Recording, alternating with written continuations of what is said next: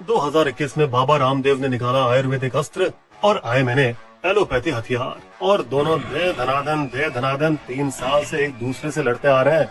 शुरुआत तब हुई जब बाबा ने दावा किया कि उनका कोरोनिल कोविड को खत्म कर सकता है, वो भी बड़े मिनिस्टरों की मौजूदगी में। बधाई हो, हमें WHO के नियमों के अनुसार आयुष मंत्रालय का सर्टिफिकेट मिला है। जिससे आईएमए इतना भड़क गया कि उन्होंने उन्हें जम कर लताड़ा। ये सारे WHO सर्टिफिकेट झूठे हैं। आयुर्वेद भला कैसे कोविड का इलाज कर सकता है? इस पर रामदेव कुछ महीने तक तो चुप रहे, मगर फिर जोरदार धमाके के साथ सामने आए एक वायरल वीडियो में। एलोपैथी एक बेवकूफ, महंगा और खोखला विज्ञान है। इससे आईएमए वाले गुस्से से इतने फूल गए कि उन्होंने बाबा रामदेव को कानूनी नोटिस की धमकी दी, उन्हें चुप कराने के लिए। देखिए, अगर आपने 15 दिन के अंदर माफी नहीं मांगी तो आपके खिलाफ 1000 करोड़ का मुकदमा होगा। लेकिन इस धमकी से वो बिल्कुल नहीं डरे, बल्कि उन्होंने एलोपैथी के खिलाफ विज्ञापन छपवा दिए, ये दावा करते हुए कि पतंजलि दवाओं ने लोगों की घातक बीमारियों को ठीक किया है। बस फिर क्या, आईएमए वाले अपनी धमकी पर कायम रहे और रामदेव को सुप्रीम कोर्ट तक घसीट लाए। पर ताज्जुब की बात ये हुई कि पतंजलि ने अचानक माफी मांग ली। हम किसी भी दवाइयों के खिलाफ या हमारे उत्पादों के बारे में अब से कोई बेतुका बयान नहीं देंगे। जिससे अदालत का दिल पिघल गया और रामदेव को सिर्फ चेतावनी देकर छोड़ दिया गया, और यूं लगा कि आखिरकार ये लड़ाई खत्म हो जाएगी। हालांकि रामदेव और पतंजलि के आचार्य बालकृष्ण को चुल इतनी थी कि अगले ही दिन वे अपनी बात से मुकर गए। फार्मा माफियाओं की साजिश है, हमारे पास 3000 क्लिनिकल सबूतों के मामले हैं कि हमारी दवाएं काम करती हैं। लेकिन ये शब्द उन्हें काट खाने आए जब सुप्रीम कोर्ट के मुख्य न्यायाधीश और 2 जजों को रामदेव के झूठ बोलने वाले विज्ञापनों के खिलाफ एक गुमनाम चिट्ठी मिली 2 महीने बाद। दिलचस्प बात यह भी है कि एक सुनवाई के दौरान आईएमए के वकील ने जजों को रामदेव और बालकृष्ण की उस प्रेस कॉन्फ्रेंस के एक शब्द का दस्तावेज दिखाया, जिसके चलते 2 जजों की बेंच ने पतंजलि के खिलाफ अपने आप कार्यवाही चालू की। देश को धोखा दिया जा रहा है और सरकार आंखों पर पट्टी बांधे बैठी है। 20 दिन तक अदालत का आदेश अनदेखा करने के बाद आखिरकार डरे हुए बालकृष्ण ने अदालत से माफी मांगी, लेकिन इससे इस बार अदालत संतुष्ट नहीं हुई। सिर्फ दिखावा है ये। अदालत की सख्त कार्रवाई से डर के पतंजलि ने एक नई तरकीब लगाई और 67 अलग अलग भाषाओं के अखबारों में एक छोटा सा माफीनामा छपवाया। I am sorry, बाबू। लेकिन अदालत अब उनके इन छोटे विज्ञापनों से भी खुश नहीं होने वाली थी और उन्हें जमकर फटकार लगाई। क्या आपकी जनता से मांगी गई माफी आपके विज्ञापनों जितनी ही बड़ी है? पतंजलि के पास और कोई चारा नहीं था सिवाय 300 से ज्यादा अखबारों में आधे पेज का माफीनामा दोबारा छपवाने का, जिसमें रामदेव ने अपना भी नाम डाला अदालत को संतुष्ट करने के लिए। बाबा के लिए उनकी और उनकी कंपनी की मेहनत से जनता में बनाई गई छवि में ये आज तक का सबसे बड़ा दरार था, क्योंकि पिछले 2 दशकों से बहुत से लोग भगवा पहने बाबा रामदेव का आदर सम्मान करते हुए बड़े हुए, जो सैकड़ों भक्तों को योग सिखाते हैं अपने आलीशान आश्रम में, अपने मनमौजी अंदाज में, सिर्फ सांसों पर नियंत्रण करके बड़ी बड़ी बीमारियों को ठीक करने का वादा करते हुए। सब ठीक कर देगा तेरा ये बाबा। सुबह सुबह वे टीवी में गूंजते हैं, मैं पहला बाबा हूँ जो तुम्हारे बिजी जीवन के लिए योग को आसान बनाने वाला है। इस पाइड पेपर योगी ने आम लोगों को अपनी तरफ इतना मोहित किया कि वो उनके पीछे पीछे पागलों की तरह नाखूनों को रगड़ने लगे अपने बालों को बढ़ाने के लिए। हमेशा मुस्कुराते रहने वाले बाबा के पास पेट मंथन की मस्त नौली क्रिया भी थी, इसलिए उनके रुतबे पर कभी किसी ने सवाल नहीं उठाया। हालांकि हमारे इन सन्यासी योगी को भोगियों की तरह मौज मस्ती करने की भी दिलचस्पी है। ये अपनी 1.5 करोड़ की लैंड रोवर एसयूवी में अक्सर लंबी ड्राइव पर जाना पसंद करते हैं और कथित तौर पर अपनी कई बड़ी फैंसी गाड़ियों में जमकर मजा भी करते हैं। अब भैया, अगर उनकी औकात है तो क्यों ना करे। अनुमानिक तौर पर बाबा का मूल्यांकन 1600 करोड़ का है। पतंजलि ग्रुप ने उनके अप्रत्यक्ष मालिकाने के आधार पर, जिनकी प्रोडक्ट्स की सेना दिग्गज एमएनसी कंपनियों के साथ टक्कर ले रही है भारतीय मध्यम वर्ग के घरों में। अब अगर आपने हमारे चैनल को सब्सक्राइब नहीं किया है और बेल आइकन को टन नहीं दबाया है तो हम आपको बता दें कि हम आपको आगे की स्टोरी नहीं बताएंगे। और अगर आप जानना चाहते हैं कि 3 दशकों में पतंजलि का साम्राज्य कैसे खड़ा हुआ, उनके साथ हुए विवाद और वे कैसे उभर पाए, तो जल्दी से सब्सक्राइब कर लीजिए। 22 साल के रामदेव उर्फ राम किशन यादव 1987 में हरियाणा के महेंद्रगढ़ में अपना घर छोड़े पास के खानपुर के अर्श गुरुकुल में एक नई जिंदगी शुरू करने गए। वहीं इस दृढ़ संकल्प युवक ने पढ़ाई की, बालकृष्ण से मिले और उनकी दोस्ती शुरू हो गई, जो आज भी उनके सबसे भरोसेमंद साथी हैं।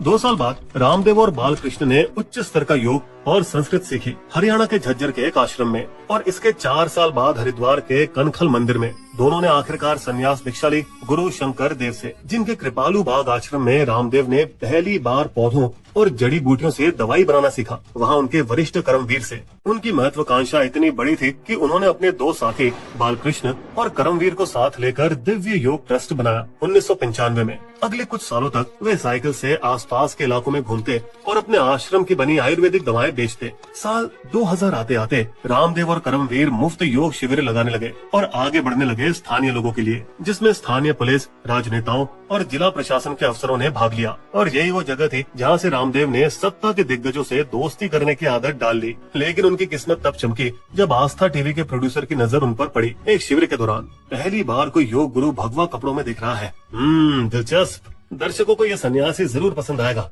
लेकिन चैनल के मालिक को रामदेव पर भरोसा नहीं आया। क्या बात कर रहा है यार, हरिद्वार के बाहर इस बंदे को कोई ना पहचाने। हालांकि रामदेव भाप चुके थे कि उनकी दाल यहाँ नहीं गलेगी और उन्हें इसका दर्द भी हुआ, लेकिन अब टीवी पर आने के मौके को वो छोड़ना नहीं चाहते थे। लोग मुझे और मेरे योग को जरूर प्यार देंगे। उन्होंने जाना कैसे सारे आध्यात्मिक चैनल नोट छाप रहे हैं, अपने एयर टाइम को सबसे ज्यादा बोली लगाने वाले साधुओं को नीलाम करके। उसके बाद हमारे चालाक बाबा ने आस्था के प्रतिद्वंदी संस्कार टीवी पर अपनी किस्मत आजमाना चाहा। मैं आपके 20 मिनट के लिए 1.5 लाख तो नहीं दे सकता, लेकिन एक मौका दे सकता हूँ। वादा करता हूँ कि अच्छा पैसा कमाकर आपकी जेबें भरूंगा। फिर दोनों ने कभी पीछे मुड़कर नहीं देखा, क्योंकि रामदेव के योग शिविरों का सीधा प्रसारण सुपर हिट हुआ, जिससे संस्कार टीवी की टीआरपी भी छप्पड़ फाड़ कर आई। हमारे शातिर बाबा ने पैसे कमाने के लिए अपने इलाज भी बेचना शुरू कर दिए। हमेशा जवान रहने और कैंसर ठीक करने के लिए बाबा को खुल के दान करें। दावा करने की सारी हदें पार कर दी। विश्वास करो, मैंने योगा और आयुर्वेद से अपने शरीर के आंशिक लकवे को ठीक किया है। और उनके भोले भक्त भी लाखों रुपए दान करते रहे लाइव शिविरों के दौरान, जिससे उन्हें संस्कार चैनल को पैसे लौटाने में मदद मिली। उनकी दनादन बढ़ोतरी देख आस्था टीवी का दिमाग घुमा और बाबा रामदेव को दोबारा लाने के लिए उन्होंने उन्हें एक माला माल ऑफर दिया, जिससे रामदेव के मन में लड्डू फूटे और वे लौट आए। टीवी ने उनके स्टारडम को विदेशों तक पहुंचाया और अब एनआरआई की भीड़ भी योग सीखने और अपनी भारतीय जड़ों से जुड़ने के लिए आने लगी। 2 साल बाद जब उन्होंने एक अमीर एनआरआई जोड़ी को योगा से वजन घटाने में मदद की, तो वे इतने खुश हो गए कि उन्होंने बाबा को 50 से 60 करोड़ का उधार दे डाला। यहाँ तक कि कुछ साल बाद स्कॉटलैंड का एक आइलैंड भी उन्हें दान कर दिया। हालांकि उन्होंने इस बार पतंजलि में 3% हिस्सेदारी और यूके की पतंजलि ट्रस्ट की सदस्यता के बदले में ली। 2006 रामदेव के लिए धमाकेदार साल रहा, क्योंकि उसी पैसों के एक हिस्से से उन्होंने एक विशाल पतंजलि योगपीठ आश्रम की नींव रखी, जहाँ बहुत सारे लोग योगा कोर्स के लिए हजारों रुपए 7,000 से 40,000 खर्चने के लिए तैयार थे, जो बाबा के लिए एक और कमाई का जरिया बन गया। उसी राशि का एक हिस्सा उन्होंने पतंजलि आयुर्वेद की शुरुआत करने में भी इस्तेमाल किया, जिसमें बालकृष्ण 94%, अब 98 मालिकाने के साथ पीछे रहने वाले सीईओ बने, जबकि रामदेव उसकी जनता में एक चेहरा बने। बाबा के धंधे में बाबा के लिए संपत्ति से अलग रहना ही सही है। और फिर वे उनको काम देने वाले आस्था टीवी को 16 करोड़ रुपए में ही निकल गए। वही आस्था टीवी जो उन्हें संस्कार टीवी से भिला कर लाया था। आज हमारे बाबा जी एक काफी सफल मीडिया राजा हैं, जिन्होंने भक्ति वाले कई चैनल खरीदे हैं। लेकिन उनकी 1 दशक की इन सारी सफलताओं के साथ जुड़े कई विवाद भी हैं, जैसे कि कथित तौर पर रामदेव ने अपने खास सहयोगी करमवीर को ट्रस्ट से बाहर फेंका। पैसे ने तुझको बदल दिया रे रामू।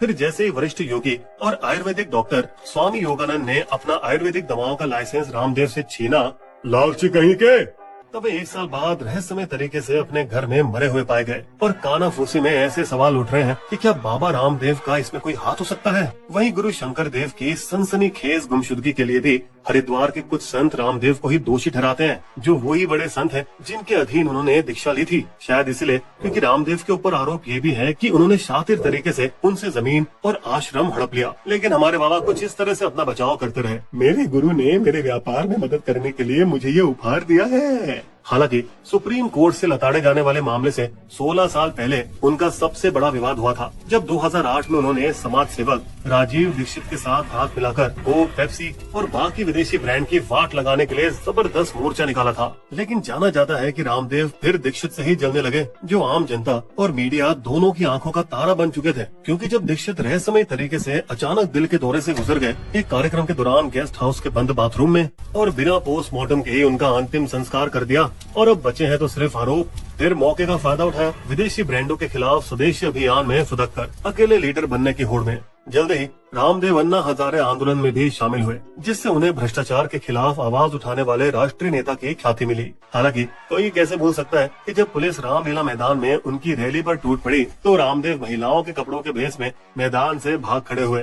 पुलिस मुझे मार डालेगी, लेकिन उन्हें ज्यादा फर्क नहीं पड़ा, क्योंकि उनका व्यापार फल फूल रहा था। टीवी पर उनके योग शिविर, स्वदेशी अभियान का नेता बनने और नए खोले गए पतंजलि स्टोर से उनका ब्रांड का नाम फैलता चला गया। इतना कि उन्हें shampoo, toothpaste, face wash, dish washer और शहद उत्पादों में छोटी लेकिन मार्केट में महत्वपूर्ण हिस्सेदारी मिलने लगी। जहां कोलगेट भारत में 80 साल के कारोबार करने के बाद 2016 में सिर्फ 4000 करोड़ की कमाई कर पाया, वहीं पतंजलि के दंत कांति ने 10 साल से कम समय में 900 करोड़ की सालाना कमाई कर ली। एफएमसीजी में बड़े व्यापारियों के साथ मुकाबला करने के लिए पतंजलि ने विज्ञापन देना भी शुरू कर दिया और इस क्षेत्र में तीसरे सबसे बड़े टीवी विज्ञापन देने वाले खिलाड़ी बन गए। नेस्ले जैसी एमएनसी को कड़ी टक्कर दी मैगी से लड़ने के लिए इंस्टेंट नूडल लॉन्च करने की हिमाकत दिखाकर। पतंजलि बहुत स्पीड से स्विट्जरलैंड की इस कंपनी से कहीं आगे निकल गई। 31,700 करोड़ की सालाना कमाई के साथ नेस्ले के 19,000 करोड़ से कहीं ज्यादा। लेकिन जहां मैगी नूडल्स में मिलावट होने की वजह से उन्हें काफी फटकार मिली, तो वहीं पतंजलि नूडल्स में मैगी से भी ज्यादा मिलावट होने के बावजूद उन पर किसी ने चू तक नहीं की। पतंजलि के बाकी प्रोडक्ट्स के घटिया होने की भी शिकायतें लगातार आने लगे, जैसे आंवला जूस, जिसे सेना के कैंटीन स्टोर से हटा दिया गया। यहाँ तक कि हाल ही 2024 में उत्तराखंड सरकार ने उनके 14 प्रोडक्ट्स के लाइसेंस भी निलंबित कर दिए। सवाल तो इस पर भी उठे कि रामदेव की पतंजलि ने कैसे हरिद्वार में 600 बीघा जमीन पर कब्जा किया, जो असल में दलितों की थी। कानूनी तौर पर दलित अपनी जमीन समुदाय के बाहर नहीं बेच सकते, लेकिन चालाक पतंजलि लोमड़ी ने कथित तौर पर उनसे जमीन दान में ले ली और उन्हें चोरी छिपे पैसे दिए, बिना रिकॉर्ड में दिखाए। लेकिन आखिरकार 2013 में कर्मों का फल पतंजलि को मिलने लगा, जब उत्तराखंड कांग्रेस सरकार ने नई भूमि उल्लंघनों के लिए उनकी ट्रस्ट के खिलाफ 81 मामले दर्ज किए। हालांकि उनकी किस्मत चमक पड़ी जब मोदी ने अगले साल चुनाव जीता और योगा और आयुर्वेद पर दोनों का दोस्ताना आबाद हुआ। मोदी को रामदेव के सैकड़ों भक्तों के रूप में वोट मिले और बदले में बाबा की कंपनी को भाजपा शासित राज्यों में सैकड़ों एकड़ जमीन, कथित तौर पर 300 करोड़ से ज्यादा की छूट पर। महाराष्ट्र में आयुर्वेदिक उत्पादों के निर्माण के लिए 603 एकड़ जमीन, उत्तराखंड में 150 एकड़ हर्बल और मेगा फूड पार्क, यूपी में यमुना एक्सप्रेसवे के किनारे पतंजलि फूड पार्क के लिए 425 एकड़ जमीन, हरियाणा के अरावली वन में आयुर्वेदिक दवाओं के निर्माण के लिए 123 एकड़ जमीन। रामदेव ने कथित तौर पर एक टैक्स फ्री चैरिटी योगक्षेम संस्थान भी बनाई, जिसमें उनके सहयोगियों ने टैक्स बचाने के लिए काफी पैसा छुपाया, लेकिन न समाज सेवा के न ही टैक्स भरा। गरीबों को आयुर्वेद और योग को बढ़ावा देने के नाम पर एक फूटी कौड़ी तक नहीं दी। हालांकि अब बाबा के आयुर्वेद व्यापार में संकट मंडरा रहा था। पतंजलि आयुर्वेद की बिक्री पहली बार कम होने लगी और उसमें 11% की गिरावट आई। 2018 में उदाहरण के लिए उनके दंत कांति टूथपेस्ट का मार्केट शेयर गिरकर औसतन 9% पर रहकर रुक गया। इससे उबरने के लिए रामदेव ने अपनी नजरें कृषि व्यवसाय कंपनी रुचि सोया पर गड़ा दी। ये एफएमसीजी प्रोडक्ट्स वाली लिस्टेड कंपनी थी, जो खाने का तेल और सोयाबीन के लिए जानी जाती है, पर जिसका 2017 में 12,000 करोड़ खर्च के साथ दिवालिया निकल गया। जब रुचि सोया की नीलामी हुई 2019 में, तब रामदेव ने सबको हैरान करके दिग्गज खिलाड़ी अदानी से भी बड़ी बोली लगाई इसे खरीदने के लिए, जो कि आखिरी समय में हट गए थे। और वहीं नेशनलाइज्ड बैंक, जिन पर रुचि सोया का 9,000 करोड़ बकाया था, हैरानी की बात है उन्होंने पतंजलि को 4,350 करोड़ की बड़ी बोली लगाने के लिए कर्ज दिया। रुचि सोया ने ही रामदेव को बचाया, क्योंकि उनका खाने का तेल आज 70% कमाई लाता है पतंजलि फूड्स के 31,700 करोड़ों में से, जबकि पतंजलि आयुर्वेद में इतने सालों में शायद ही कुछ बढ़ोतरी हुई हो। हालांकि अमेरिका के फ्लोरिडा स्थित राजीव जैन के GQG पार्टनर्स का अभी भी मानना है पतंजलि दुनिया का सबसे बड़ा एफएमसीजी ब्रांड बनेगा, और उन्होंने पतंजलि फूड्स में एक्स्ट्रा 5.5% हिस्सेदारी 2,400 करोड़ रुपए खरीद लिए, जिससे उनकी कुल हिस्सेदारी 11.5% की हो गई। राजीव जैन वही है जिन्होंने हिंडनबर्ग की रिपोर्ट के बाद अदानी के शेयर खरीदे, जिससे भारतीय शेयर बाजार को अदानी पर भरोसा हुआ। पिछले साल पतंजलि ग्रुप भारत की तीसरी सबसे बड़ी एफएमसीजी कंपनी बनी। क्या यहाँ भी वही जादू काम करेगा और रामदेव 2028 तक अपनी कंपनी को 1 लाख करोड़ के टर्नओवर पर ले जा पाएंगे? लेकिन उससे पहले उनको अपने बिजनेस को कोर्ट के मुकदमे से सुरक्षित रखने की जरूरत है। इसलिए उन्होंने पतंजलि आयुर्वेद के होम और पर्सनल केयर प्रोडक्ट को अपने लिस्टेड पतंजलि फूड्स को ही बेच दिया, क्योंकि सुप्रीम कोर्ट ने उनके आयुर्वेदिक उत्पादों के गुमराह करने वाले विज्ञापनों पर रोक लगा दी है। तो अगर बाबा रामदेव अपनी बातों पर अपनी जान की बाजी लगा दें और जान की बाजी लगाने के बाद अगर उन्हें बाईपास सर्जरी की जरूरत पड़ जाए तो क्या वे आयुर्वेदिक दवाओं पर भरोसा करके इलाज करवाएंगे अपना? ए उठा ले रे देवा, उठा ले रे बाबा, मुझे अमीर को नहीं रे। बिस्बो की शायरी आयुर्वेद और योग से बचा रहे हैं जान या फिर इनका नाम ले चला रहे हैं दुकान। बाबा रामदेव को मिली कोर्ट से फटकार, झूठे दावों का नहीं, फैलाए संसार।